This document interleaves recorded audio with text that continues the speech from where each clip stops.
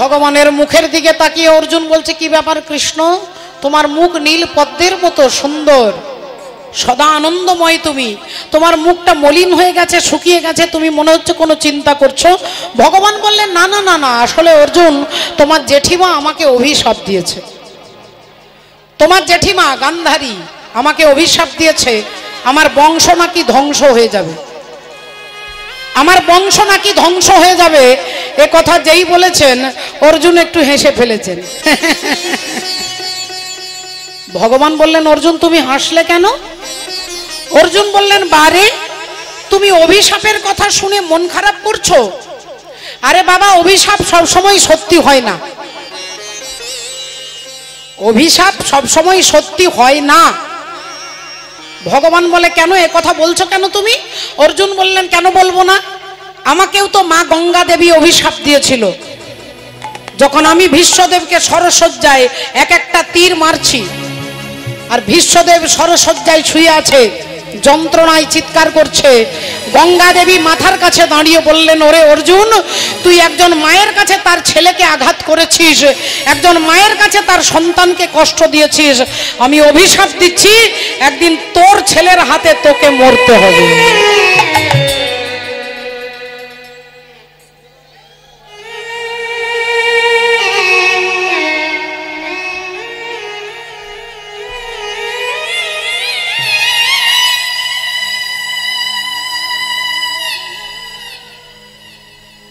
একদিন তোর ছেলের হাতে তোকেও মরতে হবে। তা মা গঙ্গা তো আমাকে অভিশাপ দিয়েছিল, অভিশাপটা কি সত্যি হলো? অভিশাপ কি সত্যি হলো? অর্জুন বলছে, আমার ছেলে যে আমাকে মারবে, আমার কোনো ছেলেই তো বেঁচে নেই, না অভিমন্যু আছে, না সুতকীর্তি আছে, না ইরাবণ আছে, আমাকে মারবার মতো আজকে তো আর আমার কেউ নেই, তাহলে গঙ্গার দেওয়া অভিশাপটা মিথ্যে হলো না? ভগবান অন্তর্যামী হরি তিনি বললেন, আচ্ছা আচ্ছা আচ্ছা, তোমার মনে এত অহংকার অর্জুন, তাহলে অন্যান্য কাজ পরে করব, আগে তোমার অহংকারটাকেই চূর্ণ করব। আজকে তোমারই অহংকার চূর্ণ করব আমি, তোমার অহংকারকে ভেঙে টুকরো টুকরো আমি করে দিতে পারি। তাই ভগবান অর্জুনকে ধরে বললেন, আচ্ছা ঠিক আছে, এসব কথা বাদ দাও। ভগবান একটু কথাটা ঘুরিয়ে দিচ্ছে, এসব কথা বাদ দাও, আগে তুমি বলো অর্জুন, তোমার দাদা যে অশ্বমেধ যজ্ঞ করছে, তার যজ্ঞের ঘোড়াটা এখন কোন রাজ্যের ওপর দিয়ে ছুটছে? অশ্বমেধ যজ্ঞের ঘোড়াটাকে যজ্ঞ করে ছেড়ে দেওয়া হবে, যে রাজ্যের ওপর দিয়ে ছুটবে সেই রাজ্যের রাজা যদি ঘোড়াটাকে না ধরে, তাহলে রাজ্যটা পঞ্চ পাণ্ডবের হয়ে যাবে, আর যদি ঘোড়াটাকে ধরে তাহলে পঞ্চ পাণ্ডবের সঙ্গে যুদ্ধ করতে হবে, যুদ্ধে যিনি জিতবে রাজ্যটা তার হয়ে যাবে। এখন সেই অশ্বমেধ যজ্ঞের ঘোড়াটা এখন কোথায় আছে? বলতেই অর্জুন বলে ফেললেন যে কিছুক্ষণ আগে আমাকে কর্মচারী এসে খবর দিল, আমার দাদার যজ্ঞের ঘোড়া এখন মণিপুর রাজ্যের ওপর দিয়ে যাচ্ছে, মণিপুর রাজ্যের ওপর দিয়ে যজ্ঞের ঘোড়া যাচ্ছে। মণিপুরে ছিল রাজা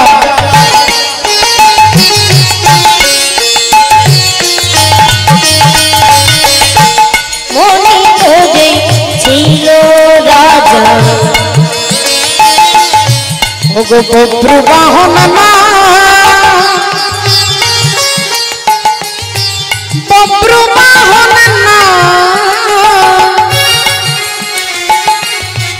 বব্রু বাহন না, মণিপুরে ছিল রাজা, বব্রু বাহন না,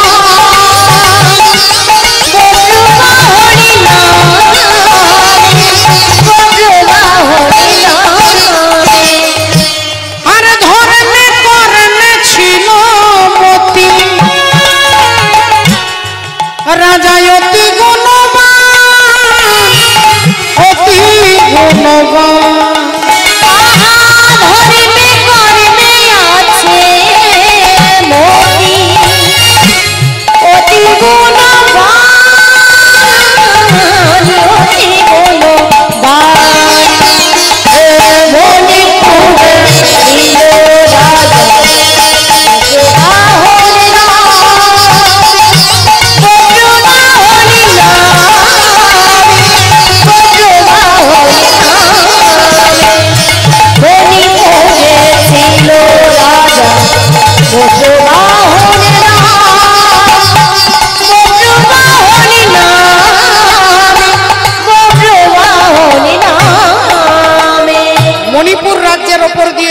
যুধিষ্ঠির অশ্বমেধ যজ্ঞের ঘোড়া ছুটছে, আর মণিপুর রাজ্যের রাজার নাম হচ্ছে বব্রুবাহন।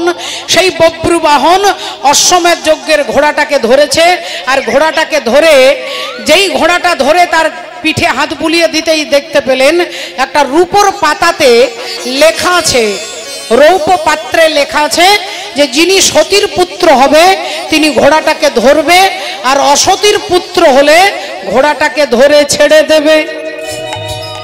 সতীর পুত্র হলে ধরবে, অসতীর পুত্র হলে ঘোড়াটাকে ভয়ে ছেড়ে দেবে।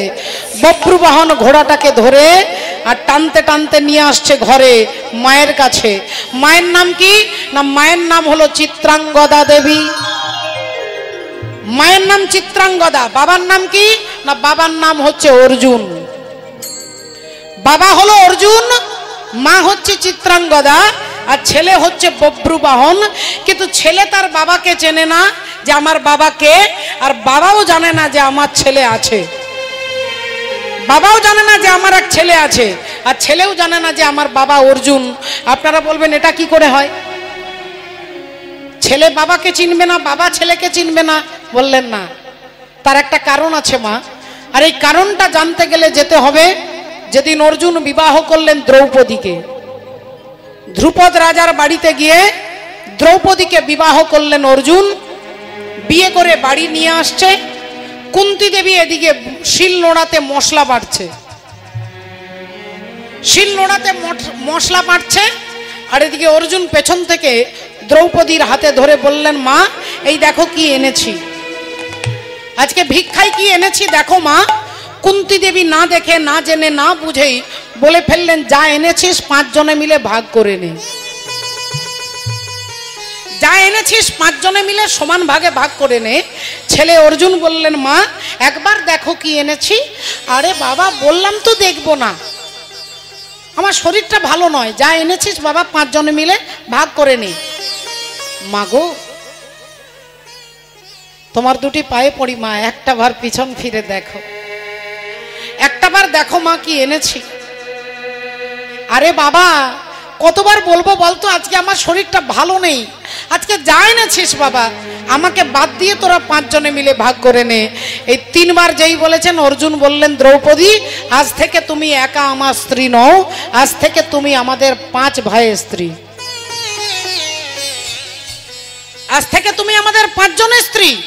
যেই বলেছে যুধিষ্ঠির দাদা চিৎকার করে উঠেছে, অর্জুন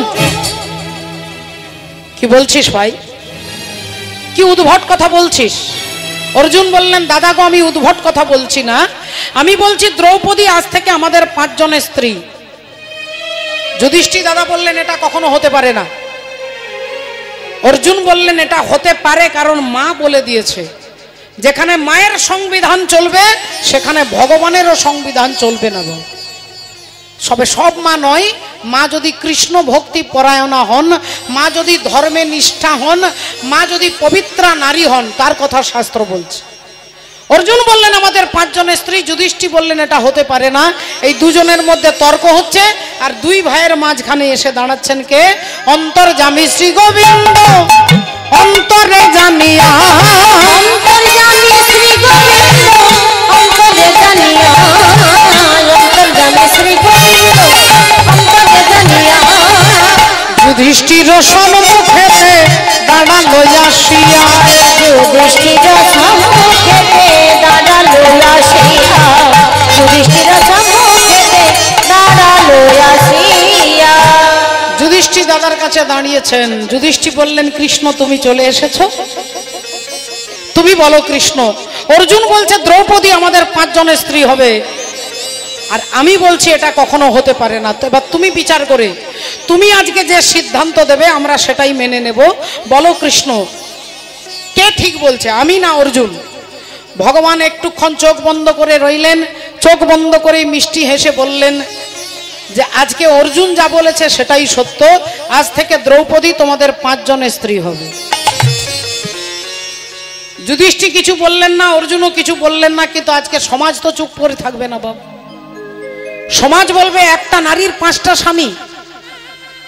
আর সেই দ্রৌপদী যার নাম সকালবেলায় করলে নারী মায়েদের, স্ত্রীদের সৌভাগ্য বৃদ্ধি হয়, অহল্যা, কুন্তী, তারা, মন্দোদরী, দ্রৌপদী, এই 5 জনের নাম যদি নিত্য প্রতিদিন কেউ স্মরণ করে তাহলে তার সৌভাগ্য বৃদ্ধি হয়।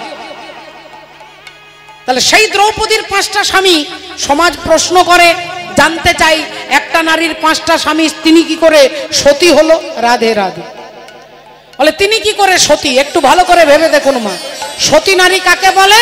বলে তারাই সতী, তারাই সতী, তারাই সতী, তারাই সতী, ও তারাই সতী, তারাই সতী, বলে তারাই সতী, তারাই সতী, ও যারা ভজে 2 পতি তারাই সতী, তারাই সতী, যারা ভজে গুরুপতি তারাই সতী, তারাই সতী, ও যারা ভজে 2 পতি তারাই সতী, তারাই সতী, যারা ভজে 2 পতি তারাই সতী, তারাই সতী, যারা ভজে 2 পতি তারাই সতী, তারাই সতী, তারাই সতী, তারাই সতী।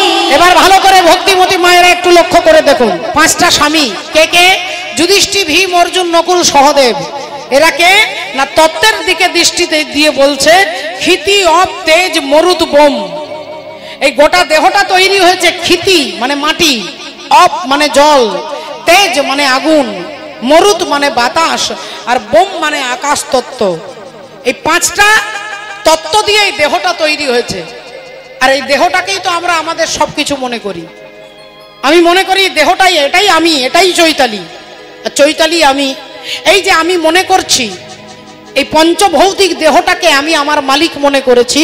তাই সেই অর্থে দ্রৌপদীর 5টা স্বামী উল্টো পাল্টা ভাবলে তো হবে না মা। হ্যাঁ, ও যে বিন্দু রূপে ছিলে তুমি পিতার মস্তকে, আর কামাবেশে প্রবেশ করেছো এই মাতৃজঠরে, এই মাতৃজঠরেতে।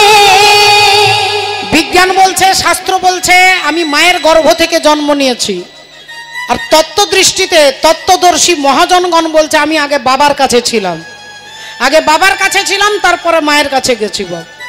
বিন্দু রূপে ছিলে তুমি পিতার মস্তকে, আর কামাবেশে প্রবেশ করেছো এই মাতৃজঠরেতে। সেথায় রজে আর বীর্যে মিশে একটা শ্যাওলাকারে নিরাকারে আকার ধরেছো, আর সেই না দেশের কথা রে মন ভুলে গিয়েছো। এ দেহের হিসাব দেখ, এ দেহের হিসাব দেখ, দেখ রে হিসাব দেখ, দেখ রে হিসাব দেখ, দেখ রে মানব জমিনে। দেহের হিসাব দেখ, দেহের হিসাব দেখ, দেখ রে মানব জমিনে। দেহের হিসাব দেখ, দেখ রে মানব জমিনে। গড়েছে 3 কারিগর, গড়েছে 3 কারিগর, মিলে শহর টানা দিয়ে 3 গুণে। দেহের হিসাব রাখি দেখ রে মানব জমিনে। দেহের হিসাব রাখি দেখ রে মানব জমিনে। দেহের হিসাব রাখি দেখ রে মানব জমিনে।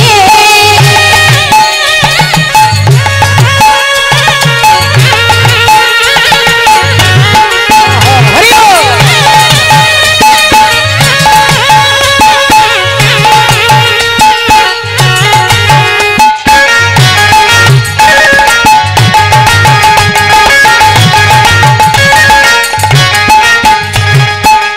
গড়েছে 3 কারিগর, সেই 3 কারিগরে 3 কারিগর, 3 জনে মিলে এই দেহটাকে তৈরি করেছে। কে কে?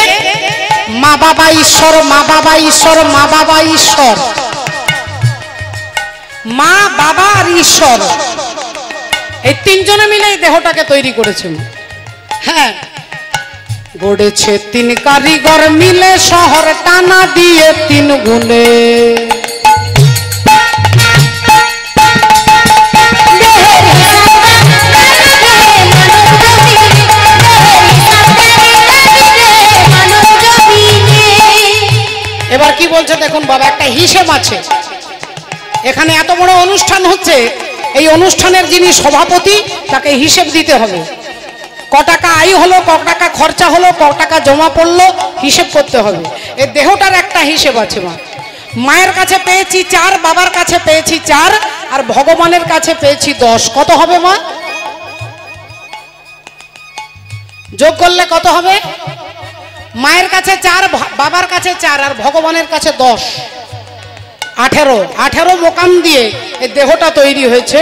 চূড়া মধ্যে চূড়ামণি ব্রহ্ম পাশে স্থিতি, পাট মধ্যে মহাবিষ্ণু করেন বসতি, চক্ষুতে শ্রী কালাচাঁদ করিতেছে ধ্যান, নাসিকাতে নিত্যানন্দ করে মধুপান, কর্ণেতে চৈতন্য গোসাই হয়ে সাবধান, মুখেতে ভদ্রাক্ষ বসি 32 যোগান, জিহ্বাতে নারদ মুনি বাজাই কোন্দল, জিহ্বা নিচে বসে নদী গয়া গঙ্গা জল, আল জিহ্বায় সরস্বতী, বামেতে শ্রীরাম, কণ্ঠেতে শ্রী কানাই, বাহুতে বলরাম, হস্তেতে শ্রী গোবিন্দ দান অধিপতি, সপ্তদ্বীপে জগন্নাথ করেন বসতি, নাভিমূলে ব্রহ্মা সদা করিতেছে লীলা, লিঙ্গে মহাদেব বসি লয়ে চন্দ্রকলা, গুজ্জদ্বারে বসি আছে নাড়ুয়া গোপাল, কামিনীর সঙ্গে কেলি বড়ই রসাল, হাঁটুতে শক্তির স্থিতি বসুমতি পায়, 18 মোকাম তত্ত্ব শুনো সমুদায়।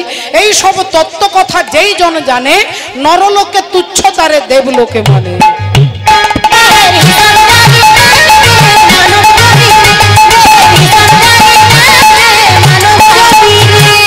প্রথম মাসে ছিল তবে শুক্র শনিতময়, 2 মাসে খড় কুড়া অস্থির উদয়, 2 মাসের খড় কুড়ার অস্থির উদয়। আবার 3তে তৃতীয় মস্তক জন্মায়, 4 মাসে তৈরি হলো হস্তপদ প্রায়।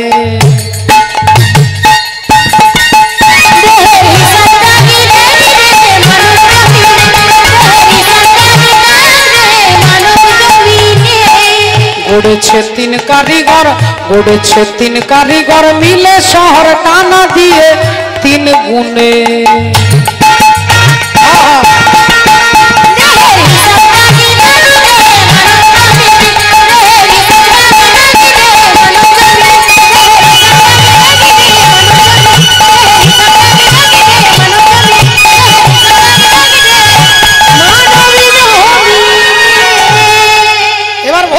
মায়েরা দেখুন আজকে ঘটনা কি হলো। তাহলে 5টা স্বামী হলো। বললেন অর্জুন যা বলেছে সেটাই ঠিক, আজ থেকে দ্রৌপদী তোমার 5 জন স্বামী, 1 বছরের জন্য 1 জনের ঘরে থাকবে। 1 বছর যুধিষ্ঠির, 1 বছর ভীম, এভাবে। আর যখন দ্রৌপদী যার ঘরে থাকবে, দ্রৌপদী যখন যার ঘরে, যে স্বামীর ঘরে থাকবে, সেই ঘরে কেউ প্রবেশ করতে পারবে না। যদি কেউ প্রবেশ করে তাকে 12 বছরের জন্য নির্বাসনে যেতে হবে। সিদ্ধান্ত করে দিলেন, নিয়ম করে দিলেন। এভাবে জীবন এভাবে চলতে লাগলো। সময় 1 বছর করে পেরিয়ে যাচ্ছে। একদিন ঘটনাচক্রে দ্রৌপদী দুপুর বেলায় যুধিষ্ঠির স্বামীর পায়ে চরণ সেবা করছে, চরণ সেবা করছে। আর এদিকে অর্জুন বাগানে কাজ করছে। একজন চিৎকার করতে করতে ব্রাহ্মণ আসছে, অর্জুন বাঁচাও,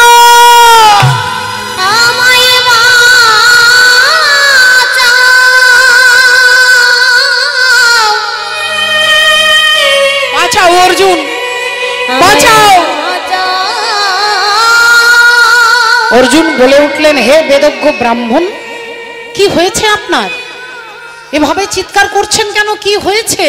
ব্রাহ্মণ বললেন, অর্জুন আমার সংসারে কেউ নেই, আমার একটা গাভী মাতা, একটা মাত্র গাভী আছে, গরু, যাকে নিয়ে আমার সংসার, আমার জীবিকা, আমার ধর্ম, আমার কর্ম সব।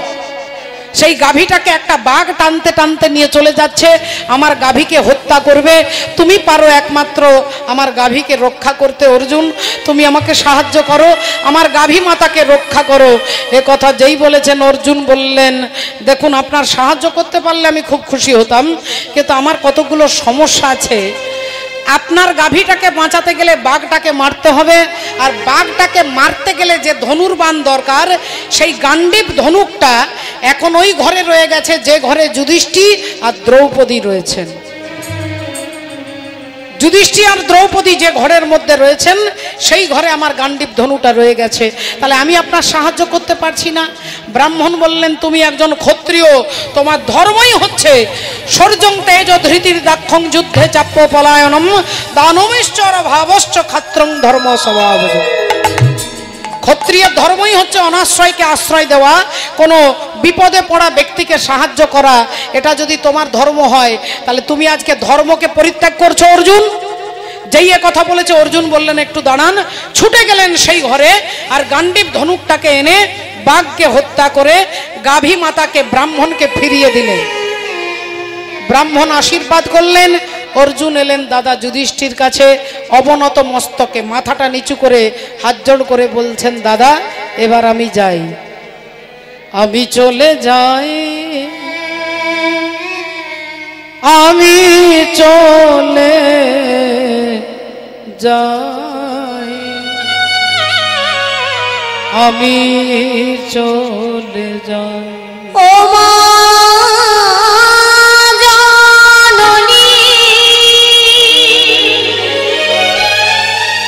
জনম ভবে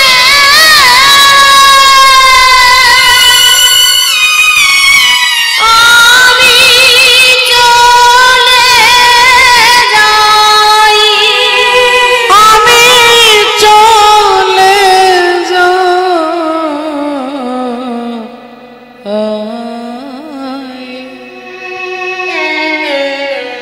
দাদা গো তুমি আমায় বিদায় দাও দাদা, আমি 12 বছরের জন্য নির্বাসনে চললাম। যুধিষ্ঠির দাদা বললেন ভাই অর্জুন যাস না ভাই, তুই যাস না। ওরে তুই কোনো ভুল করিসনি, তুই কোনো অন্যায় করিসনি, তোর কোনো ভুল নয়, তুই একজন ব্রাহ্মণকে সাহায্য করবার জন্য এই ঘরে প্রবেশ করেছিস, তাই তুই যাস না ভাই, তুই নির্বাসনে যাস না। অর্জুন বললেন দাদা এই নিয়মটা আমাদের সবাইকে দাঁড়িয়ে নিয়ম ভগবান তৈরি করে দিয়ে গিয়েছিলেন যে যখন দ্রৌপদী যার ঘরে থাকবে সেই ঘরে যদি কেউ ঢোকে তাকে নির্বাসনে যেতে হবে। তাই দাদা আমি চললাম, কারণ নিয়ম যারা তৈরি করে তারাই নিয়ম যদি ভঙ্গ করে তাহলে দেশের কল্যাণ হবে কি করে, রাজ্যের উন্নতি হবে কি করে, যারা রক্ষক তারাই যদি ভক্ষক হয়। তাই দাদা আমি চললাম। ওরে ভাই তুই যাস না ভাই, আমি বলবো তোর কোনো দোষ নেই। দাদা গো তুমি আমার প্রণাম নাও দাদা, বিদায় বিদায় বিদায় বলতে বলতে অর্জুন হাঁটতে হাঁটতে চলে যাচ্ছেন মাগো নির্বাসনে। তার মনের মধ্যে কোনো দুঃখ নেই, কোনো দুঃখ নেই, কোনো টেনশন নেই। তিনি আজকে যাচ্ছেন, তিনি ভাবলেন একজন ব্রাহ্মণকে সাহায্য করতে গিয়ে যদি এটা দণ্ড মনে করি তবে এই দণ্ডকেই আমি মাথায় তুলে নিলাম। এই বলে অর্জুন হাঁটতে হাঁটতে যাচ্ছে, রাধে রাধে হাঁটতে হাঁটতে যাচ্ছে। वो काला एक बांसुरी वाला, वो काला एक बांसुरी वाला, बांसुरी वाला, बांसुरी वाला, वो काला एक बांसुरी वाला, वो काला एक बांसुरी वाला, सुध बिसरा गया मोरी रे, सुध बिसरा गया मोरी, माखन चोर जो नंद किशोर वो, माखन चोर जो नंद किशोर वो, कर गयो रे कर गयो मन की चोरी रे, सुध बिसरा गया मोरी, वो काला एक बांसुरी वाला।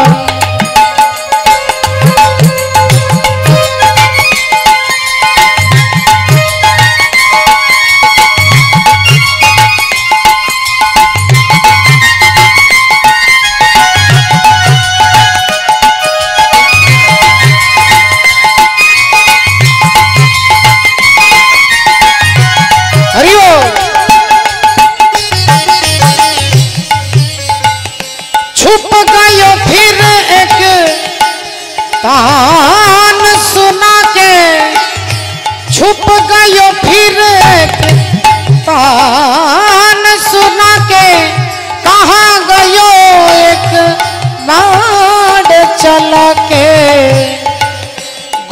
गोकुल ढूंढा मैंने मथुरा ढूंढी, गोकुल ढूंढा मैंने मथुरा ढूंढी, कोई नगरिया ना छोड़ी रे, सुध बिसरा गया मोरी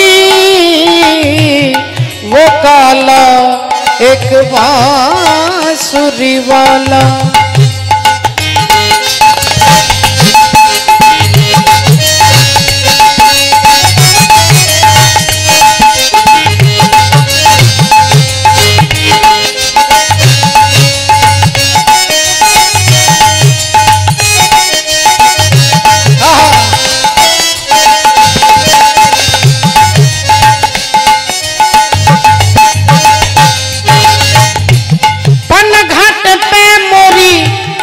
भैया मरोड़ी पनघट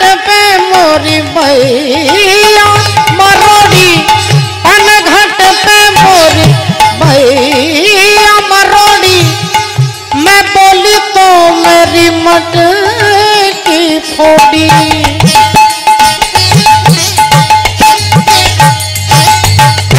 पनघट पे मोरी भैया मरोड़ी, मैं बोली तो मेरी मटकी फोड़ी, गोकुल ढूंढा मैंने मथुरा ढूंढी, कोई नगरिया ना छोड़ी रे, सुध बिसरा गया मोरी वो काला एक बांसुरी वाला, वो काला एक बांसुरी वाला, वो काला एक बांसुरी वाला। ভক্তিমতী মায়েরা, অর্জুন হাঁটতে হাঁটতে চলে যাচ্ছেন মা। কত মাস পেরিয়ে গেল, কত বছর পেরিয়ে গেল, 1 বছর 2 বছর 5 বছর, এভাবে দেখতে দেখতে 10টা বছর পেরিয়ে গেল। জঙ্গলে গাছের তলায় পাহাড়ের গুফাতে গাছের ফল খেয়ে ঝর্ণার জল খেয়ে হাঁটতে হাঁটতে হাঁটতে অর্জুন দেখতে দেখতে 10টা বছর পার করে 11 বছর হয়ে গেল। তিনি কখন যে নিজের অজান্তেই হাঁটতে হাঁটতে চলে এসেছেন মণিপুর রাজ্যে। মণিপুর রাজ্যে অর্জুন চলে এসেছেন, কিন্তু অর্জুন জানে না যে এটা মণিপুর রাজ্য। একটা জঙ্গলে গাছের ছায়ায় ঠান্ডা বাতাসে অর্জুন কি করেছে, একটু ফল একটু জল সেবা করে গাছের ছায়াতে হাতের ওপরে মাথাটা রেখে অর্জুন শুয়ে পড়েছে। বাবা, অর্জুন শুয়ে পড়েছে। রাধে রাধে, ঘুমিয়ে গেছে অর্জুন। এখন অর্জুন তো ঘুমিয়ে গেছে, ঘটনাচক্রে কি হয়েছে মা, সেই মণিপুর রাজ্যের রাজা যার নাম হলো চিত্রভানু, রাজা চিত্রভানু, সেই চিত্রভানু রাজার একমাত্র আদরের কন্যা যার নাম হলো চিত্রাঙ্গদা। আদরের মেয়ে হচ্ছে চিত্রাঙ্গদা।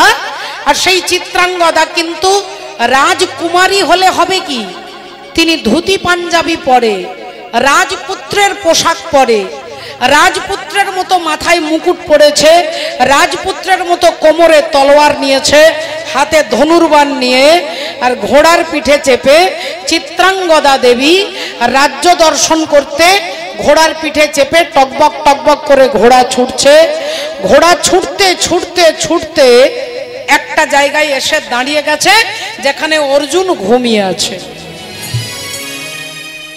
এখন অর্জুন ঘুমিয়ে আছে, ঘোড়াটা দাঁড়িয়ে গেছে। চিত্রাঙ্গদা দেবী বলে উঠলেন, এই যে কে আপনি,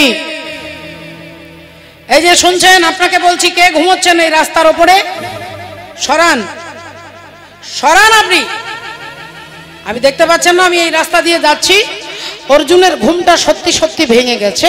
তিনি তাকিয়ে দেখছে এক রাজপুত্র, অপূর্ব সুন্দর দেখতে রাজপুত্র, বেশ সুন্দর সুকমল, আহা দেখলে প্রাণটা জুড়িয়ে যায়। বললেন কি ব্যাপার? চিত্রাঙ্গদা বললেন, এখান থেকে সরো, আমি এই রাস্তা দিয়ে যাচ্ছি। অর্জুন বললেন, দেখুন আমি তো রাস্তার ওপরে শুয়ে নেই, কারণ আমারও একটা বুদ্ধি আছে, একটা বিবেক আছে। আমি রাস্তার ওপরে শুয়ে নেই, রাস্তার পাশে শুয়ে আছি, আপনি আমার পাশ দিয়ে চলে যান, আর তাও যদি না যান তাহলে আমাকে ডিঙে আমাকে লাফিয়ে চলে যান। চিত্রাঙ্গদা দেবী বললেন অসম্ভব। কোন প্রাণীকে, কুকুর, বেড়াল, কোন প্রাণীকে আপনি চোখে যাকে দেখতে পাচ্ছেন তাকে লাফিয়ে যাওয়া যাবে না বাবা। আপনি যদি কাউকে লাফিয়ে চলে যান আপনার পুণ্য ক্ষয় হয়ে যাবে মা, আপনার পুণ্য ক্ষয় হবে যদি কেউ লাফিয়ে চলে যায়। একটা গরু, একটা ছাগল, একটা কুকুর শুয়ে আছে, আপনি হয়তো তাকে লাফ দিয়ে চলে গেলেন, আপনার পুণ্য ক্ষয় হবে। আর যদি আপনি তাকে লাথি মারেন তাহলে সঙ্গে সঙ্গে এক মুহূর্তে আপনার জীবনের সমস্ত পুণ্য ক্ষয় হয়ে যাবে। তাই চিত্রাঙ্গদা দেবী বললেন আমি তোমাকে লাফিয়ে যেতে পারবো না, তুমি ওঠো। আর তুমি যদি না ওঠো আমি তোমাকে টেনে দুহাত দিয়ে টেনে রাস্তা থেকে ছুঁড়ে ফেলে দেবো। তোমার এত ক্ষমতা, তুমি আমাকে তুলে সরে ছুঁড়ে ফেলে দেবে? তা বেশ, তাহলে তোমার কত ক্ষমতা একটু দেখা যাক।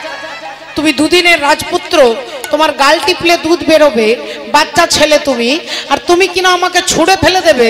তা বেশ, তাহলে আজকে তোমার ক্ষমতাটাই আমি দেখি আমাকে তুমি কিভাবে ছুঁড়ে ফেলে দাও। আর অমনি চিত্রাঙ্গদা অর্জুনের হাতে ধরে আর টান দিয়ে ভাবছে সরিয়ে দেব। আর যেই অর্জুনকে সরাতে যাবে অর্জুন উল্টো দিকে টানটা দিয়েছিল। অর্জুন যেই উল্টো দিকে টানটা দিয়েছে, চিত্রাঙ্গদা দেবী গিয়ে অর্জুনের পায়ে হুমড়ি খেয়ে পড়েছে। অর্জুনের পায়ে হুমড়ি খেয়ে পড়েছে। আর চিত্রাঙ্গদা দেবী যখন পড়লো তখন শুধু সে পড়লো না, মাথার মুকুটটা আগে খুলে পড়লো। মাথার মুকুটটা যখন খুলে গেল তখন চুলের খোঁপাটা খুলে গেল, আর চুলগুলো তখন লম্বা লম্বা, একবারে পিঠ ভর্তি চুল পিঠের মধ্যে এলিয়ে পড়ল। বধূ কোনালো লাগলো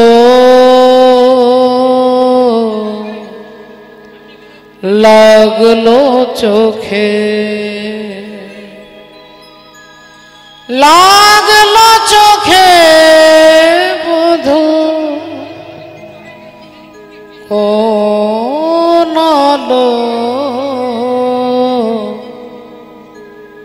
লাগলো লাগলো চোখে। ওমা, চিত্রাঙ্গদা অর্জুনকে দেখছেন, অর্জুন চিত্রাঙ্গদা দেবীকে দেখছে। দুজনে, অর্জুন দেখছে যাকে আমি রাজপুত্র ভেবেছিলাম এ তো রাজপুত্র নয়, রাজকন্যা। আর চিত্রাঙ্গদা দেবী দেখছেন যে এত বড় বীর, এত বড় বীর, বীরত্ব যার, তিনি কে? দুজনের মনের মধ্যে আলাদা আলাদা প্রশ্ন, কিন্তু দুজনেই জানতে চাইছে। এ বলছে তুমি কে, আর ও বলছে তুমি কে। আমি চাই না, চাই না, চাই না রে তোর ওজন করা ভালোবাসা। আমি চাই না, চাই না, চাই না রে তোর, চাই না, চাই না, চাই না রে তোর ওজন করা ভালোবাসা। যার সিন্ধু সম ভালোবাসা, যার সিন্ধু সম ভালোবাসা, বিন্দুতে কি যাই পিপাসা। চাই না, চাই না, চাই না রে তোর ওজন করা ভালোবাসা।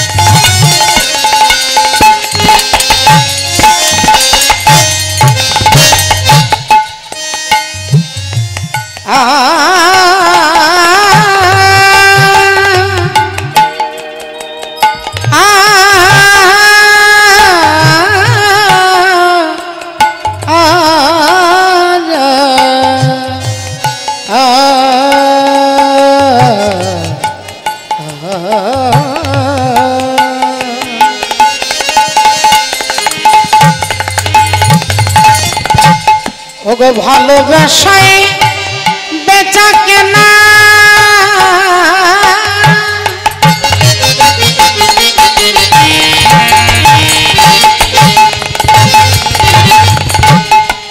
আর ভালোবাসায় তাল মেলে না ভালোবাসা বেচা কেনা ভালোবাসায় কাল মেলে না আমি চাই না চাই না চাই না রে তোর চাই না চাই না চাই না রে তোর ওজন করা ভালোবাসায় আমি চাই না চাই না চাই না রে তোর ওজন করা ভালোবাসা যার সিন্ধু সম ভালোবাসা যার সিন্ধু সম ভালোবাসা ওরে বিন্দুতে কি যাই পিপাসা চাই না চাই না চাই না রে তোর আমি চাই না চাই না চাই না রে তোর চাই না চাই না চাই না রে তোর ওজন করা ভালোবাসা আমি চাই না চাই না চাই না রে তোর ওজন করা ওজন করা ওজন করা ভালোবাসা। বললেন তুমি কে? না আমি চিত্রভানু রাজার কন্যা, আমার নাম চিত্রাঙ্গদা, আমার নাম চিত্রাঙ্গদা। তুমি কে? বললেন আমি হলাম তৃতীয় পাণ্ডব অর্জুন, আমি তৃতীয় পাণ্ডব অর্জুন। যেই এ কথা বলেছেন সঙ্গে সঙ্গে চিত্রাঙ্গদা দেবী চিৎকার করে বলে উঠল, আপনি কি সেই অর্জুন? আপনি আপনি কি সেই অর্জুন যে অর্জুনের নাম আমি আমার মায়ের মুখে, আমার জেঠিমার মুখে, আমার দাদু, আমার ঠাকুমার মুখে, আমার আত্মীয় পরিজনের মুখে আমি আপনার নাম শুনেছি? আপনি কি সেই অর্জুন? অর্জুন বললেন, আপনি কার মুখে শুনেছেন আমি জানি না, তবে আমি হলাম তৃতীয় পাণ্ডব অর্জুন। চিত্রাঙ্গদা দেবী বললেন, তাহলে তাহলে আমি ছোটবেলা থেকে আপনার নাম শুনে বড় হয়েছি, তাই আমি মনে প্রাণে আপনাকেই স্বামীর আসনে বসিয়েছি, আপনাকে স্বামীর আসনে আমি বসিয়েছি, তাই আপনি আমাকে গ্রহণ করুন। আমি আপনাকে ছাড়া কাউকে বিবাহ করতে পারবো না। অর্জুন বললেন, তাহলে গান্ধর্ব মতে চিত্রাঙ্গদা দেবীর সঙ্গে অর্জুনের বিয়ে হয়ে গেল। 11 বছর পেরিয়ে গেল, কয়েকটা মাস পেরিয়ে গেল, আর মাত্র কয়েকটা দিন বাকি আছে 12 বছর হতে। এভাবেই দিনের পর দিন কেটে যায়, আনন্দে কেটে যায়। চিত্রাঙ্গদা দেবীর কি আনন্দ, যাকে আমি মনে প্রাণে চেয়েছি আমি তাকে স্বামীর আসনে বসাতে পেরেছি। এই আনন্দের দিনগুলো কাটতে থাকে। একদিন ঘটনাচক্রে কয়েক মাস পেরিয়ে যেতেই চিত্রাঙ্গদা দেবী দেখলেন আমার গর্ভের সন্তান, আমি সন্তানের জননী হতে চলেছি। এই আনন্দের সংবাদটা আমি আমার স্বামী অর্জুনকে দেব।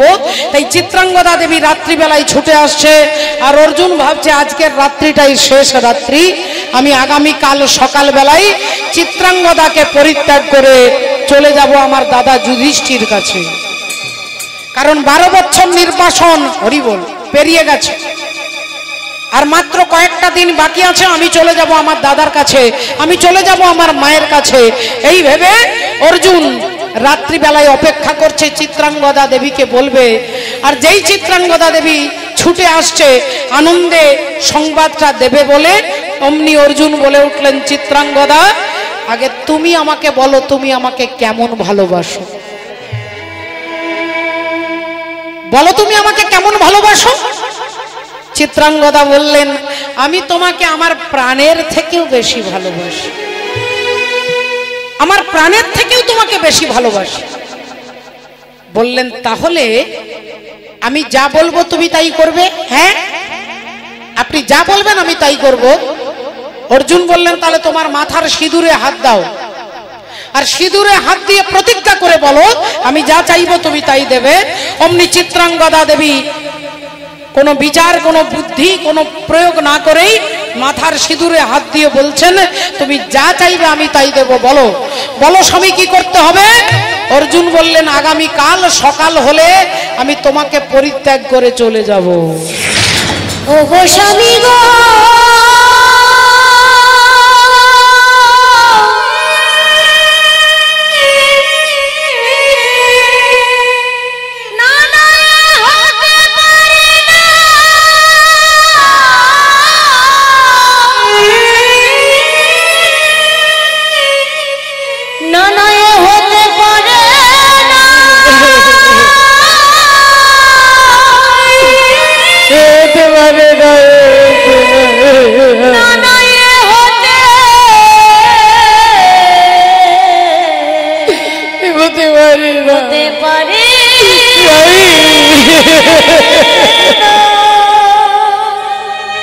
চিত্রাঙ্গদা, তুমি তোমার মাথার সিঁদুরে হাত দিয়ে প্রতিজ্ঞা করে বলেছো আমি যা বলবো তুমি তাই করবে। তাই আগামীকাল ভোর না হতে হতেই আমি তোমাকে পরিত্যাগ করে চলে যাব। আরেকটা কথা চিত্রাঙ্গদা, আমি যে তোমার স্বামী এ কথা তুমি কোনোদিন কাউকে বলতে পারবে না। আমি যে তোমার স্বামী তুমি পরিচয় দিতে পারবে না। তুমি মাথার সিঁদুরে হাত দিয়ে প্রতিজ্ঞা করেছো, নইলে তোমাকে বিধবা হতে হবে। চিত্রাঙ্গদা দেবী কোনো ভাষা বলতে পারলেন না। চোখ দিয়ে টপ টপ করে জল পড়ে যাচ্ছে, চোখ দিয়ে টপ টপ করে জল পড়ছে।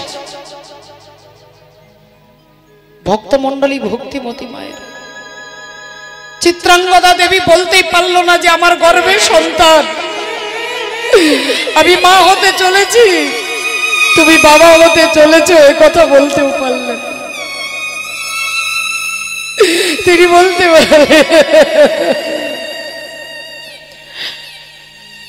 ভোর হতে না হতে অর্জুন দরজা খুলে এক পা দুপা করে বেরিয়ে যাচ্ছে।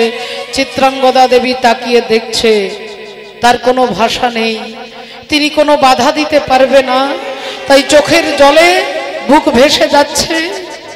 সব কিছু নিয়ে গেলে যা দিয়েছিলে, আনন্দ হাসি গান সব তুমি নিলে। যাবার বেলায় শুধু নিজেরই অজান্তে স্মৃতিটাই গেলে তুমি ফেলে। তুমি চলে গেলে আমার বলা কিছু ছিল। স্বামী, তুই আমাকে চিরকালের মতো ছেড়ে চলে গেলে স্বামী। যতদূর দৃষ্টি যায় চিত্রাঙ্গদা দেবী দেখে, দেখতে দেখতে অর্জুনকে আর দেখা যাচ্ছে না। অর্জুন বিদায় নিয়ে চলে গেলেন। চিত্রাঙ্গদা দেবী ভেবেছিলেন এই জীবনটা রেখে কি করব, কিন্তু মরতেও তো পারবে না, গর্ভের সন্তান রয়েছে। তাই সন্তানের দিকে তাকিয়ে সমাজের সমস্ত দুঃখ লাঞ্ছনা গঞ্জনা সহ্য করে চিত্রাঙ্গদা দেবী সন্তানকে জন্ম দিল। আর সেই সন্তানের নাম হলো বব্রুবাহন। সন্তানের নাম হলো বব্রুবাহন। রাধে রাধে। ভক্তিমতী মায়েরা, সেই বব্রুবাহন ছোট থেকে তার মায়ের কাছে জানতে চাই, বলো না মা, বলো না আমার বাবা কোথায়? আমার বন্ধুদের যা আছে আমারও তাই আছে, তাদেরও দুটো হাত আছে আমারও দুটো হাত আছে, তাদেরও দুটো পা আমারও দুটো পা, তাহলে তাদের বাবা আছে আমার কেন বাবা নেই? মা, আমার বাবা কে? বলো না মা, বলো না, বলো না। চিত্রাঙ্গদা দেবী ছেলেকে কোলে নিয়ে ভগবানের দিকে তাকিয়ে বলছে, ঠাকুর বলো না মোরে কাঁদাইছ কেন, করিছ কেন ছলনা? আর বলো না মোরে কাঁদাইছ কেন, করেছ এত ছলনা? বলো না মোরে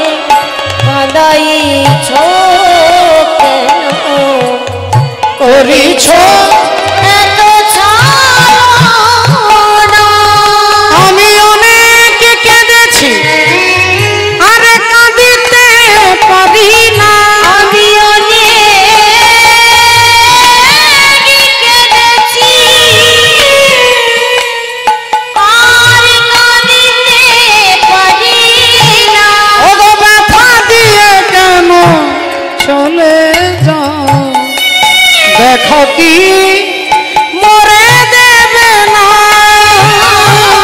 বলো না মনে কাঁদাইছ কেন করেছ এত ছলনা?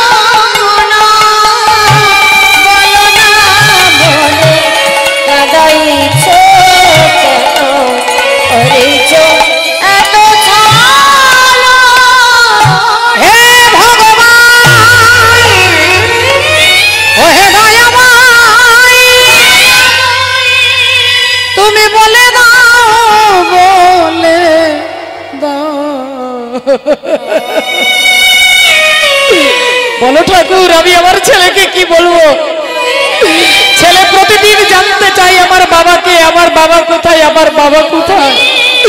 আমি যে মাথার সিঁদুরে হাত দিয়ে প্রতিজ্ঞা করেছি বলতে পারবো না, তাই শত দুঃখ, শত ব্যথা, শত বেদনা বুকে নিয়ে আমি বলতে পারবো না যে তোর বাবা কোথায়। তাই ছেলে একটু একটু করে বড় হচ্ছে। ছেলে যত বড় হয় তত বাবাকে জানতে চায়, আর মা কখনো বলতে পারবে না। একদিন বিরক্ত হয়ে মা বলল, তোর বাবা কোথায় যদি তুই জানতে চাস, প্রতিদিন আমাকে জিজ্ঞাসা না করে চলে যা ঠাকুর ঘরে। ঠাকুর ঘরে গিরিধারী গোপালকে গিয়ে জিজ্ঞাসা কর তোর বাবাকে। ওই গিরিধারী গোপাল বলতে পারবে তোর বাবাকে। যা জিজ্ঞাসা কর, যা। বব্রবাহন ছুটতে ছুটতে ঠাকুর ঘরের দরজা বন্ধ করে ভগবানের দিকে তাকিয়ে বলছে, ঠাকুর, আর আমি আমার মাকে জ্বালাতন করব না। আমি আর কোনোদিন জিজ্ঞাসা করব না আমার মাকে যে আমার বাবা কোথায়। আমার মা বলেছে তুমি নাকি জানো আমার বাবা কোথায়, তাই আজ থেকে আমি তোমাকে খুঁজবো। আজ থেকে আমি তোমাকে খুঁজবো, কারণ তুমি জানো আমার বাবাকে, তুমি জানো আমার বাবাকে। আহা, তাই তোমাকে খোঁজাই হচ্ছে আমার দায়িত্ব। মুরলী মনোহর গোপাল, মুরলী মনোহর গোপাল, মুরলী মনোহর গোপাল, মুরলী মনোহর গোপাল,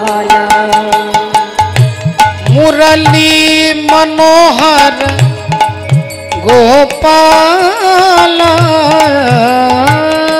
মুরলী মনোহর গোপাল, হে মুরলী মনোহর গোপাল, মুরলী মনোহর গোপাল, হে মুরলী মনোহর গোপাল,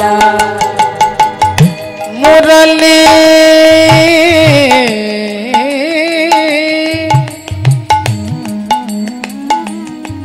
মুরলী মনোহর,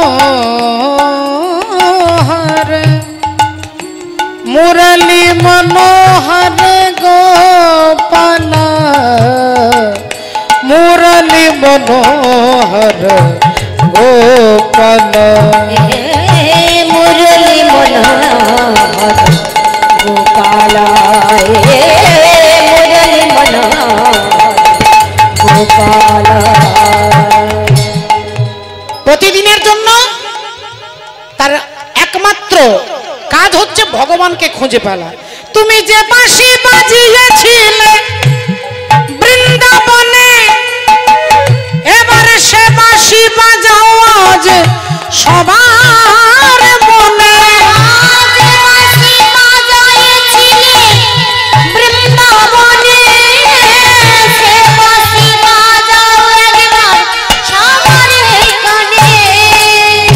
মুরলী মনোহর গোপাল, গোপাল, মুরলী মনোহর গোপাল, মুরলী মনোহর গোপাল, মুরলী মনোহর গোপাল। ভক্তিমতী মায়েরা দেখুন, সেই ছেলে একটু একটু করে বড় হয়েছে, যৌবনে পদার্পণ করেছে, আজকে মণিপুর রাজ্যের রাজা হয়েছে। আর সেই রাজা আজকে অশ্বমেধ যজ্ঞের ঘোড়াটাকে ধরেছে। এতক্ষণ আপনারা শুনলেন বব্রুবাহন অশ্বমেধ যজ্ঞের ঘোড়া মণিপুর রাজ্যের ওপর দিয়ে যুধিষ্ঠির অশ্বমেধ যজ্ঞের ঘোড়া ছুটছিল। বব্রুবাহন তাকে ধরে তার মাকে দেখানোর জন্য আসছে, মা এই দেখো কি ধরেছি, দেখো মা দেখো অশ্বমেধ যজ্ঞের ঘোড়া ধরেছি। মা বললেন, খুব ভালো করেছিস বাবা, খুব ভালো করেছিস, তুই আমার বীর পুত্র, তুই আমার বীর, তাই তুই যজ্ঞের ঘোড়াটা ধরেছিস। তা হ্যাঁ রে বাবা, যজ্ঞটা করছে কে? বললেন, মা এর গলায় একটা রূপোর পাতা আছে আর তাতে লেখা আছে যে কারা যজ্ঞ করছে। তা দেখতো বাবা কারা করছে যজ্ঞ, তাদের নামগুলো পড়ে দেখতো, বলতো কে করছে। বললেন, মা ওই তো প্রথমেই লেখা আছে ধর্মপুত্র যুধিষ্ঠির, তারপরেই লেখা আছে পবনপুত্র ভীম, আর তারপরেই লেখা আছে তৃতীয় পাণ্ডব গান্ডীবধারী অর্জুন। যেই বলেছে অর্জুন, সঙ্গে সঙ্গে চিত্রাঙ্গদা দেবী চমকে উঠেছে, চমকে উঠেছে, চিৎকার করে বলছে, ওরে বব্রু, তুই ওই ঘোড়াটা ছেড়ে দে বাবা, ওই ঘোড়াটা ছেড়ে দে, ছেড়ে দে, ছেড়ে দে বাবা, ওই ঘোড়াটা ধরিস না, ছেড়ে দে। ওরে তোর বাবা আমাকে ছেড়ে চলে গেছে, তুই আমাকে ছেড়ে চলে গেলে আমি কি নিয়ে থাকবো বাবা, তুই ঘোড়াটা ছেড়ে দে বাবা, ছেড়ে দে। ছেলে বললেন, মা এই ঘোড়াটা ধরবো না ছাড়বো সেটা পরের কথা, তুমি আগে আমাকে বলো।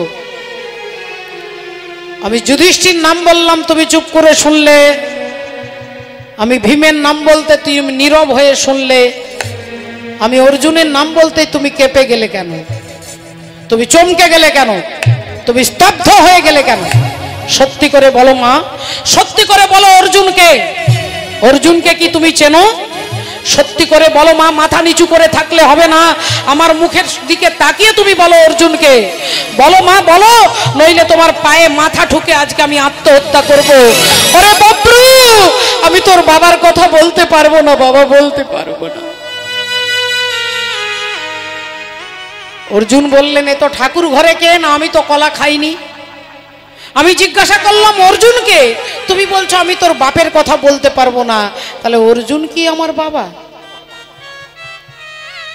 অর্জুন কি আমার পিতা, জন্মদাতা পিতা, যাকে আমি এতদিন খুঁজেছি, যার কথা তোমার কাছে বারবার জিজ্ঞাসা করেছি, অর্জুন কি আমার পিতা? বলো মা বলো, বলো, তুমি চুপ করে থেকো না মা, বলো বলো বলো। ও, তুমি নিশ্চয়ই কোনো গোপন কোনো প্রতিজ্ঞাবদ্ধে আবদ্ধ, তাই তুমি বলতে চাইছো না। বলতে হবে না মা, আমি বুঝতে পেরে গেছি অর্জুন আমার পিতা। আর তোমাকে কাঁদতে হবে না, তোমাকে কাঁদতেও হবে না, তোমাকে বলতেও হবে না, তোমার কাছে প্রতিজ্ঞা করে বলছি, তোমার স্বামী অর্জুনকে আমি তোমার পাশে দাঁড় করিয়ে দেব, অর্জুনকে আমি তোমার পাশে দাঁড় করিয়ে দেব মা, আমি প্রতিজ্ঞা করে বলছি। মাননীয় ভক্তমণ্ডলী, ভক্তিমতী মায়েরা, এই বলে বব্রুবাহন ছুটতে ছুটতে যাচ্ছে, আর এদিকে ভগবান আসছেন অর্জুনের দর্পটাকে চূর্ণ করবেন বলে, কারণ তিনি দর্পহারী মধুসূদন। এই জগতে কারোর অহংকার তিনি সহ্য করতে পারেন না, অহংকার করলে ভগবান সহ্য করতে পারেন না। আর যদি কোনো ভক্ত ভগবানের জন্য কাঁদে, বলে তিনি না এসে থাকতে পারেন না, না এসে থাকতে পারেন না। হরি বল, হরে কৃষ্ণ। শ্রদ্ধেয় বাবা ঠাকুর, ভক্তিমতী মায়েরা, আজকে বব্রুবাহন ছুটতে ছুটতে যাচ্ছে, পিতা পিতা পিতা বলি,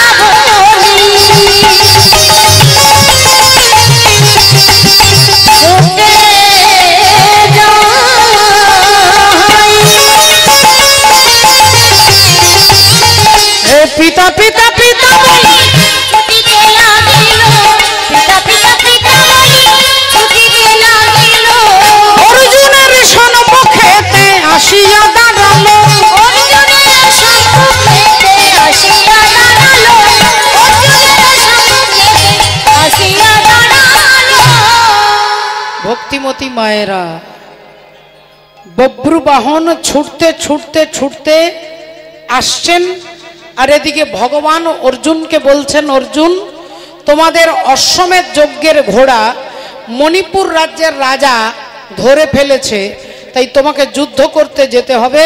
তাই ভগবান অর্জুনকে নিয়ে আজকে আসছেন অর্জুনের দর্পচূর্ণ করবেন বলে। বারবার একটাই কথা আসছে মা, দর্পচূর্ণ, অহংকার চূর্ণ। হরি বল, রাধে রাধে। একদিন পঞ্চপাণ্ডব আর দ্রৌপদী এই 6 জনে মিলে গভীর অরণ্যে হাঁটতে হাঁটতে যাচ্ছে।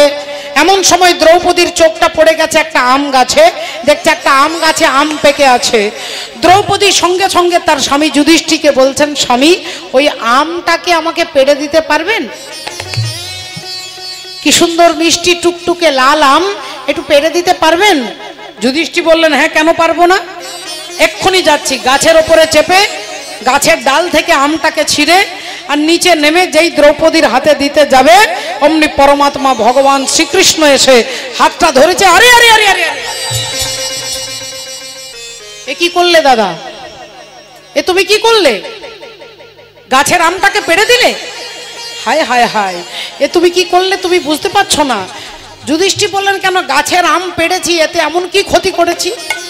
বললেন, দাদা তুমি জানো না,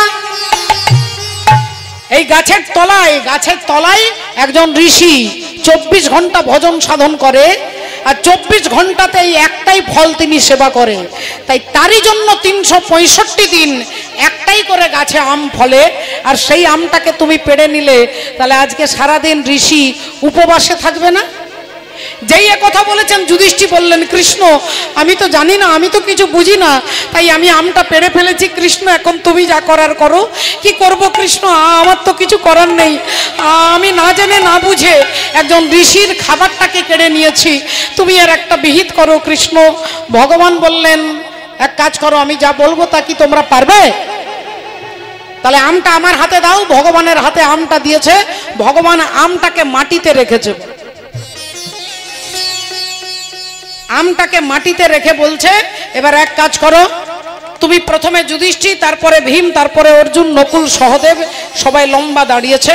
এইবার তুমি বলো, সবাই মিলে সত্যি কথা যদি বলতে পারো, এই মাটির আমটা একটু একটু করে উপরে উঠবে, একটু একটু করে উপরে উঠে গাছের ডালে আটকে যাবে, তাহলে আর কোনো অপরাধ হবে না। যুধিষ্ঠির তুমি বলো তোমার মনের সত্য কথাটা কি? যুধিষ্ঠির বললেন, আমি যদি কোনোদিন রাজা হই, আমি রাজা হলে আমার প্রজাদেরকে আমি ধর্ম উন্মুখী করব।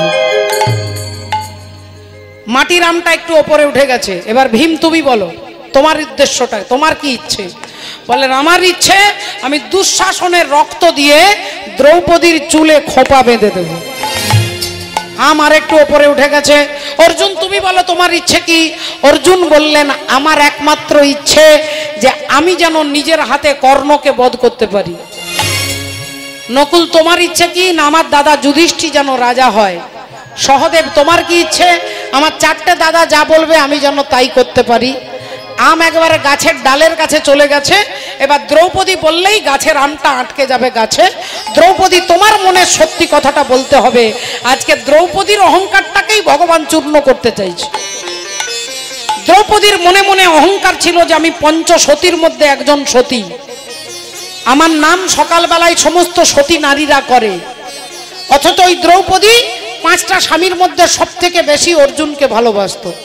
সমান ভাগে ভাগ করতে বলেছিলেন কুন্তী দেবী, কিন্তু সমান ভালোবাসতে পারেননি বাবা। তাই তার অহংকারটাকে চূর্ণ করবার জন্য আজকে ভগবানের এই লীলা। বলো দ্রৌপদী তোমার মনের বাসনাটা কি? তার বাসনা ছিল যে কর্ণ যদি কুন্তীর ছেলে হতো তাহলে কর্ণ আমার স্বামী হতো।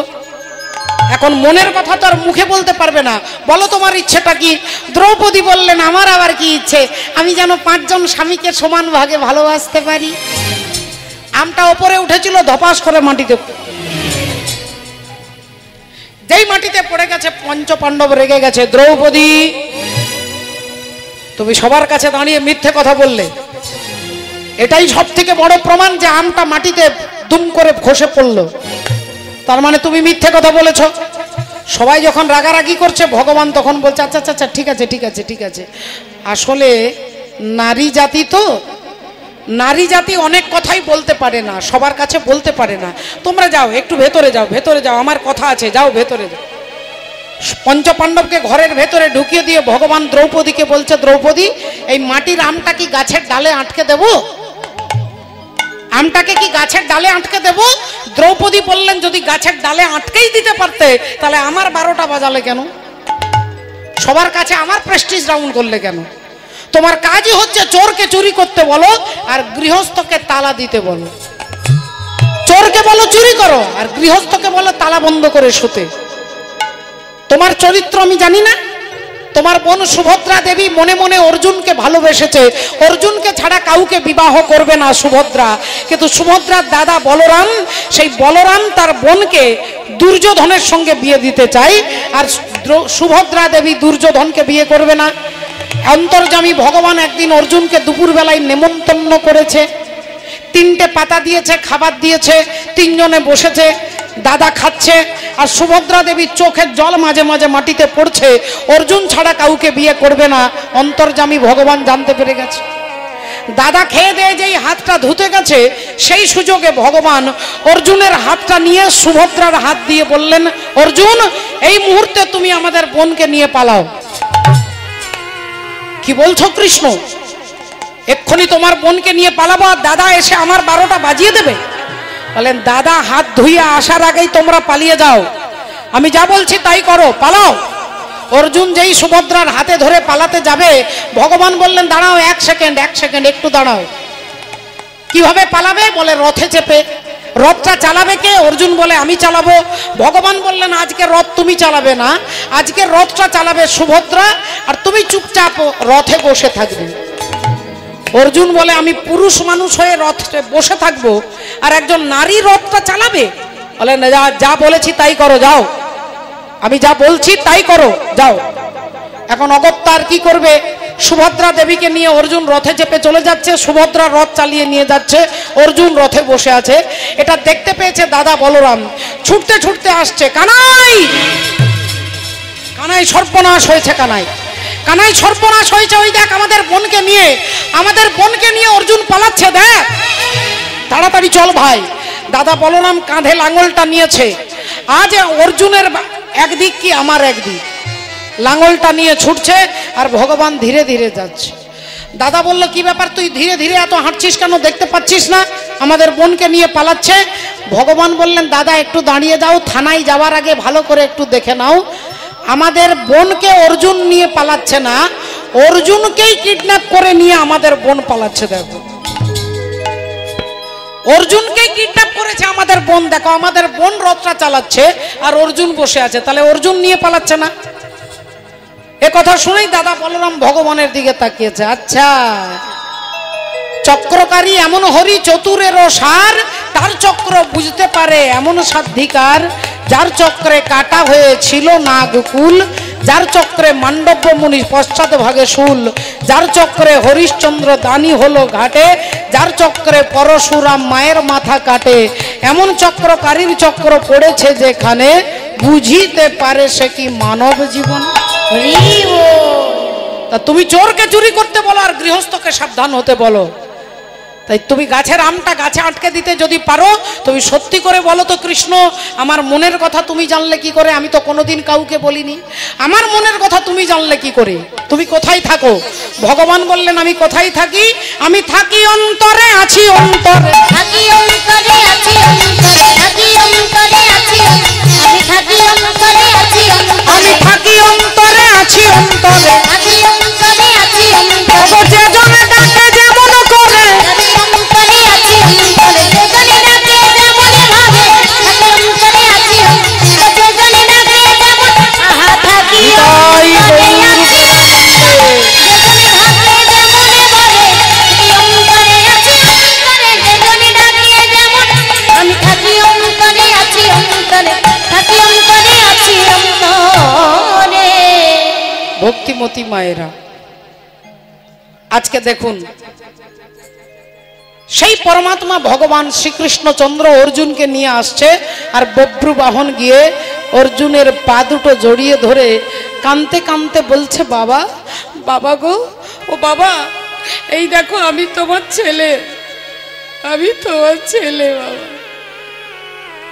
অর্জুন বব্রু বাহনের দিকে তাকিয়ে তার হৃদয়টা বিগলিত হয়ে যাচ্ছে। আহা কি সুন্দর দেখতে ছেলেটা, দেখলে নয়ন মন প্রাণ জুড়িয়ে যায়।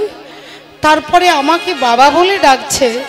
আমার ইচ্ছে হচ্ছে একবার ছেলেটাকে বুকে জড়িয়ে ধরে তার মাথাতে হাত বুলিয়ে আশীর্বাদ করতে।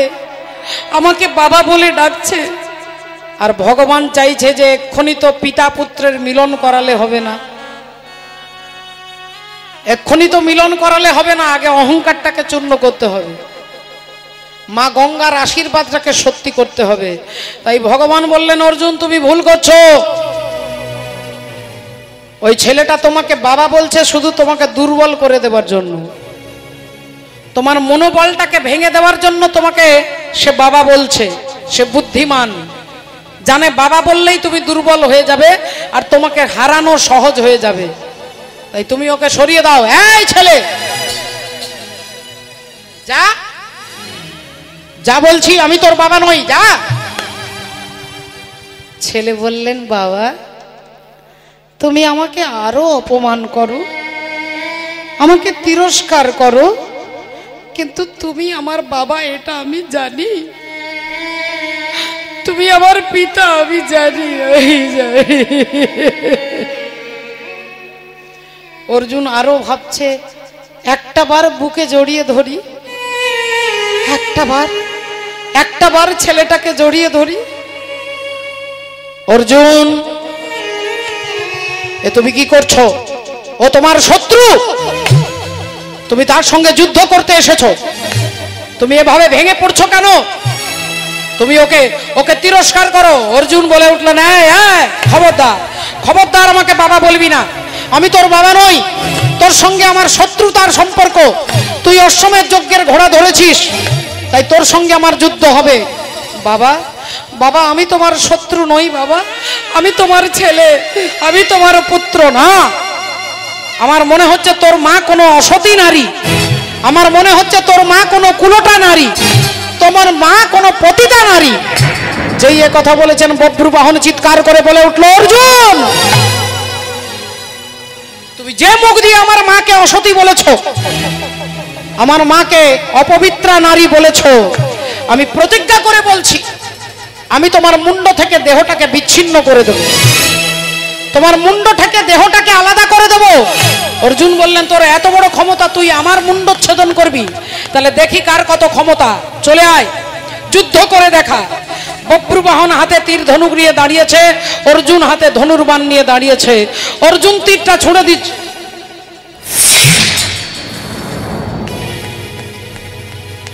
অর্জুন যেই তীরটা ছুঁড়ে দিচ্ছে বব্রু বাহন আটকে দিচ্ছে, আবার বব্রু বাহন যখন তীর ছুঁড়ে দিচ্ছে তখন অর্জুন আটকে দিচ্ছে। একবার অর্জুন আটকে দিচ্ছে তো একবার বব্রু বাহন আটকে দিচ্ছে। ঘন্টার পর ঘন্টা দুজনের এভাবেই যুদ্ধ চলছে। এখন অর্জুন ভাবছে এই ছেলেটার সঙ্গে, দুদিনের ছেলে, এর সঙ্গে আমি পারছি না। আর বব্রু বাহন ভাবছে আমার মাকে অসতী বলেছে, আমি তাকে মারতে পারছি না। এই দুজনেই চিন্তা করছে। এমন সময় বব্রু বাহনের পেছনে এসে দাঁড়িয়েছে কে? কে পেছনে এসে দাঁড়ালেন? গঙ্গে গঙ্গে মা গঙ্গে, গঙ্গে গঙ্গে মা গঙ্গে, গঙ্গে গঙ্গে মা গঙ্গে, গঙ্গে গঙ্গে মা গঙ্গে, গঙ্গে গঙ্গে মা গঙ্গে, গঙ্গে গঙ্গে মা গঙ্গে। হে মা সুরেশ্বরী গঙ্গে, মা হে মা সুরেশ্বরী গঙ্গে, মা হে মা সুরেশ্বরী গঙ্গে। গঙ্গে গঙ্গে মা গঙ্গে, গঙ্গে গঙ্গে মা গঙ্গে, গঙ্গে গঙ্গে মা গঙ্গে, গঙ্গে গঙ্গে মা গঙ্গে, গঙ্গে গঙ্গে মা গঙ্গে, গঙ্গে গঙ্গে মা গঙ্গে। গঙ্গা দেবী এসে দাঁড়ালেন, বললেন বব্রু তুমি তোমার বাবাকে হত্যা করতে পারবে না যতক্ষণ আমি সাহায্য না করি।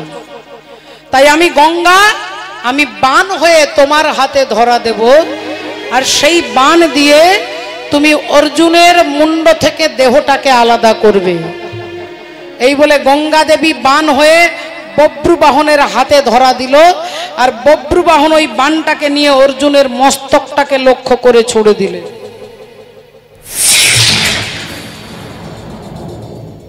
আর যেই ছুঁড়ে দিল অর্জুনের মুন্ড কাটা হয়ে গেল, মুন্ড কাটা হয়ে গেল। রাধে রাধে ভক্তিমতী মায়েরা, অর্জুনের মুন্ড ছেদন হয়ে গেল। চিত্রাঙ্গদা দেবী এদিকে ছুটতে ছুটতে আসছে, এসে দেখছে তার স্বামীর বিচ্ছিন্ন দেহটা পড়ে আছে। চিত্রাঙ্গদা দেবী বলে উঠলেন, ওরে বব্রু, ওরে বব্রু রে,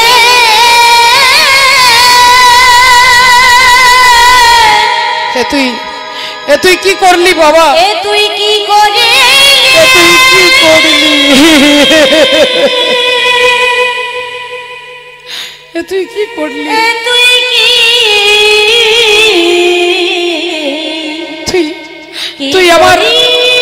তুই ছেলে হয়ে তোর মায়ের সিঁথির সিঁদুরটাকে মুছে দিতে পারলি? তুই তোর বাবাকে হত্যা করেছিস, তাই আজ আমি তোর মা, আমি তোকে হত্যা করব। হ্যাঁ হ্যাঁ হ্যাঁ, আমি তোকে হত্যা করব। তুই আমার স্বামীকে মেরেছিস, এমন ছেলের বেঁচে থাকার কোনো অধিকার নেই। চিত্রাঙ্গদা দেবী ক্রোধান্বিতা হয়ে যেই মারতে যাবে বব্রুবাহনকে, অমনি ভগবান হাতটা ধরেছে, আর হাতটা ধরে বলে উঠলেন, চিত্রাঙ্গদা, তুমি যাকে মারবার জন্য উদ্যত হয়েছ, এটা মা গঙ্গা দেবীর অভিশাপ ছিল, অর্জুনকে অভিশাপ দিয়েছিল যে একদিন তোমার ছেলের হাতে তোমার মৃত্যু হবে। তাই তোমার জীবনে যা কিছু ঘটেছে শুধু এই সত্যটাকে প্রতিষ্ঠা করবার জন্য। তাই অর্জুনের অহংকারকে চূর্ণ করবার জন্য দরকার ছিল তার অহংকার চূর্ণ করা, আর মা গঙ্গার অভিশাপকে প্রতিষ্ঠা করা। এই জন্য অর্জুনের মুন্ডচ্ছেদন হয়েছে। তবে তুমি সতী নারী, তোমার পুণ্য বলে আমি তোমার স্বামী অর্জুনকে বাঁচিয়ে দেব, অর্জুনকে বাঁচিয়ে দেব। রাধে রাধে। কি করে বাঁচবে বললেন, পাতালে নাগরাজা কৌরসের কন্যা উলুপি, আর উলুপি নাগিনীর কাছে একটা মণি আছে, ওই মণিটাকে নিয়ে এসো, অর্জুনকে আমি বাঁচিয়ে দেব। তাই বব্রুবাহন আজকে পাতালে যাচ্ছেন। ছুটিতে ছুটিতে বব্রু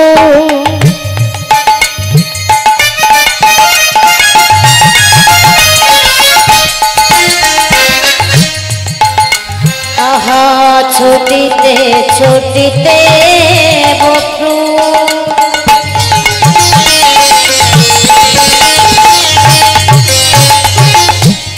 পাতালেতে গেল, ছুটিতে ছুটিতে বব্রু পাতালেতে গেল, আর উলুপির মাথার মণি, আর উলুপির মাথার মণি, ওগো মাগিয়া লইল, আর উলুপির মাথার মণি, ও উলুপির মাথার মণি, মাগিয়া লইল, মাগিয়া লইল। ভক্তিমতী মায়েরা, উলুপির মাথার মণিটাকে বব্রুবাহন আনবার জন্য গিয়েছিলেন। দেখুন, ভক্তাধীন ভগবান, ভগবান যেমন ভক্তের অহংকারকেও চূর্ণ করেন, ভগবান ভক্তের মনোবাঞ্ছাকেও পূর্ণ করেন। তিনি চূর্ণও করতে পারেন, তিনি পূর্ণও করতে পারেন। চূর্ণের কথা আপনারা শুনলেন, এবার পূর্ণ করবেন। রাত্রি 12টা থেকে রাসমঞ্চে ব্রজগোপিনীদের অভিলাষকে তিনি পূর্ণ করবেন। আর এই রাস যেখানে ভক্ত আর ভগবান, জীবাত্মা আর পরমাত্মা মিলন হবে, এটা যদি রাস হয়, সেই রাসলীলা পরিবেশন করবেন শ্রদ্ধেয় কীর্তনিয়া বিশেষ বিশিষ্ট কীর্তনিয়া, সুরজ্ঞ কীর্তনিয়া, সুর সম্রাট যিনি, তিনি হচ্ছেন কৃষ্ণপাল মহাশয়। আমি তার গান আমার জীবনে আমি কখনো কীর্তন গানই শুনিনি, কারণ আমার বাড়ি পুরুলিয়া জেলা, পুরুলিয়া টাউনে বাড়ি, সেখানে কোনো কীর্তন হয় না মা, সেখানে বিভিন্ন অন্যান্য সাংস্কৃতিক অনুষ্ঠান হয়, ভাগবত পাঠ হয়, কিন্তু কীর্তন কোনো দিন হয়নি। আমি আমার জীবনে প্রথম কীর্তন ক্লাস 8-এ যখন পড়ি, তখন এই কৃষ্ণপাল বাবুর মুখে, আমার মামার তিনি বন্ধু বাঁকুড়া জেলায়, তিনি গান করতে গিয়েছিলেন, মামার বাড়িতে থেকে আমি প্রথম তার গান শুনি। তিনি আমাকে কোলে বসিয়ে মাথায় হাত বুলিয়ে আদর করে বলেছিলেন, তুই তো খুব ভালো গান করিস, তবে কীর্তন কোনো দিন করিস না, কীর্তনে অনেক পরিশ্রম, অনেক জ্বালা, অনেক যন্ত্রণা, তুই ক্লাসিক্যাল গান করবি, তুই ভজন করিস, তুই ভজন গান করবি, কীর্তন করবি না। কিন্তু ভগবানের ইচ্ছা, তাই আজকে তারই পাশে আমি দাঁড়িয়েছি আপনার সাধুগুরু ভক্তের আশীর্বাদে। সেই স্বনামধন্য কীর্তনিয়া কৃষ্ণপাল মহাশয় আপনাদের কাছে ভক্ত ভগবানের মিলন রাসলীলা পরিবেশন করবেন, যার কীর্তনকে শুনে কীর্তনের প্রতি আমার লালসা, আমার আগ্রহ জেগেছিল। হরি বল, হরে কৃষ্ণ। তিনি অনেক দিন পরে তার সঙ্গে আবার দেখা হবে, এটাই আনন্দ, আপনারা দেখবেন, শুনবেন। আসুন আজকে দেখুন, সেই পাঠিয়ে দিলেন বব্রুবাহনকে পাতালে, আর পাতালে উলুপি নাগের মাথার মণি এনে বব্রুবাহন দিলেন ভগবানের হাতে। ছুটিতে ছুটিতে বব্রু পাতালেতে গেল, ছুটিতে ছুটিতে বব্রু পাতালেতে গেল, আরে উলুপির মাথার মণি, উলুপির মাথার মণি মাগিয়া লইল, উলুপির মাথার মণি, উলুপির মাথার মণি মাগিয়া লইল, মাগিয়া লইল। আর যেই ভগবানের হাতে দিয়েছে, ভগবান ওই মণিটা নিয়ে অর্জুনের মুন্ড আর ধরটাকে একত্রিত করে যেই মণিটা ছুঁয়ে দিল, অমনি অর্জুন বেঁচে উঠেছেন। অর্জুন উঠে দাঁড়িয়েছেন, ভগবান হাসতে হাসতে বললেন, অর্জুন তোমার দর্পটাকে চূর্ণ করার দরকার ছিল, তাই অহংকার চূর্ণ হয়েছে। এই তোমার স্ত্রী চিত্রাঙ্গদা, আর এই তোমার পুত্র বব্রুবাহন, মা গঙ্গার অভিশাপ সত্য হয়েছে, তাই তোমার ছেলের হাতে তোমার মৃত্যু হয়েছিল, আমি আবার তোমাকে বাঁচিয়ে দিয়েছি। এই বলে অর্জুন আজকে ভগবানকে দর্শন করছেন। মম জীবন যৌবন মম সফল স্বপ্ন, তুমি ভরিবে সৌরভে, নিশীথি নিশম তুমি রবে নীরবে, হৃদয়ে মম তুমি রবে নীরবে, নিবিড় নিভৃত পূর্ণিমা, নিশীথিনী সম তুমি রবে নীরবে।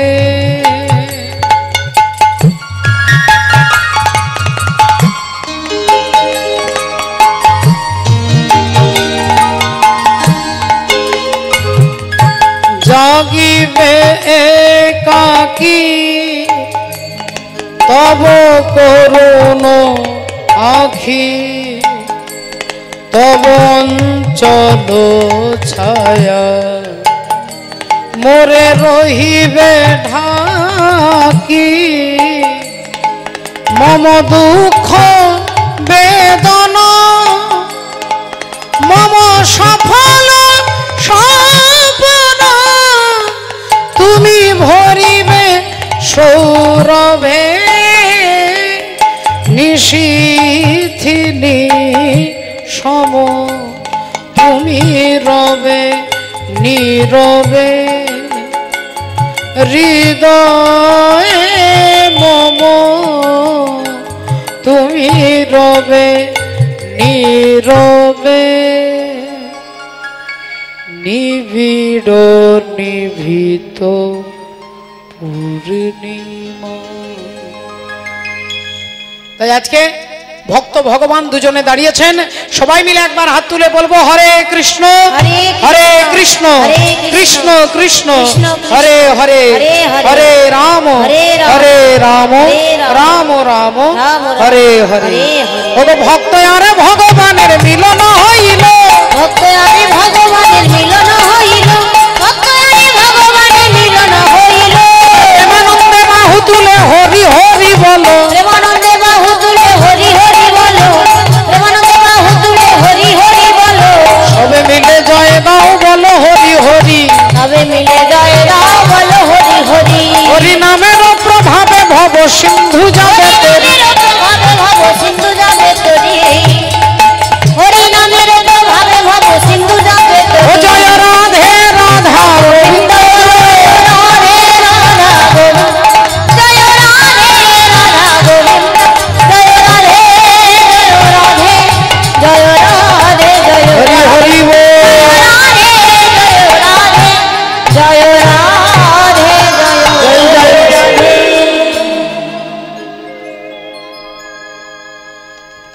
মাধব হে মাধব, মাধব হে মাধব,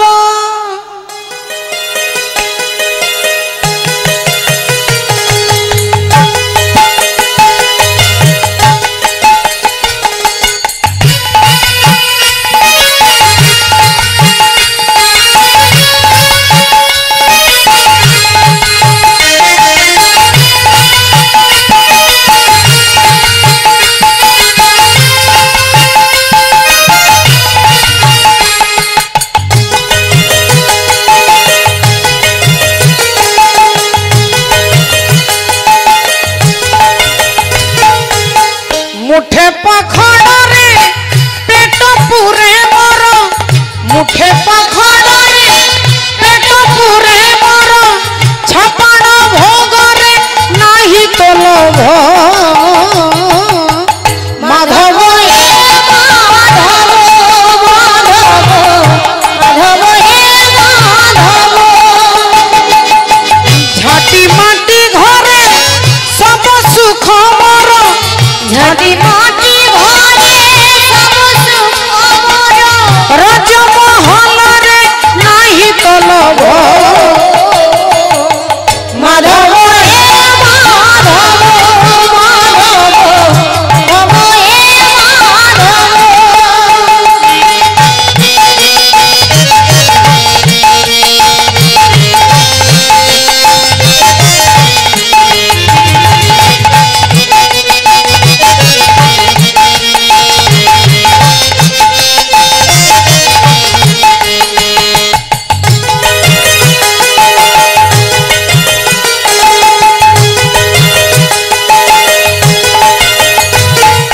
বাটিয়ে সম্পত্তি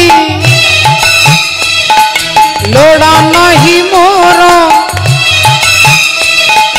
দীপাদ বাটিরে হে চিড়িয়া।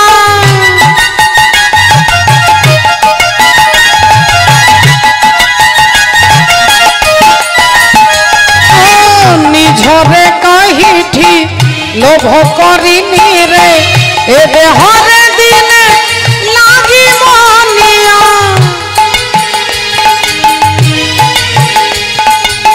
খন্ডিয়ে লুগারে লাজ লুচে মর, খন্ডিয়ে লুগারে খন্ডুয়া ফাটরে নাহি তো লোভ।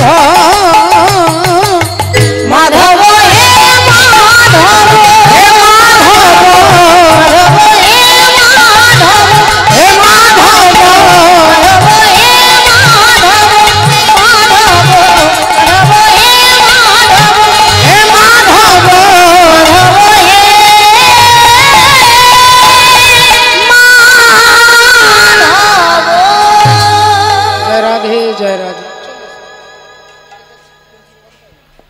হরে কৃষ্ণ, জয় নিতাই, জয় রাধে। আমরা আরেকটি ভজনের গানে আনন্দ করব। হরি বল, হরে কৃষ্ণ। হ্যাঁ, जय राधे श्याम। श्याम के बिना तुम आधी और तुम्हारे बिना श्याम आधे। ओ बोलो राधे राधे राधे राधे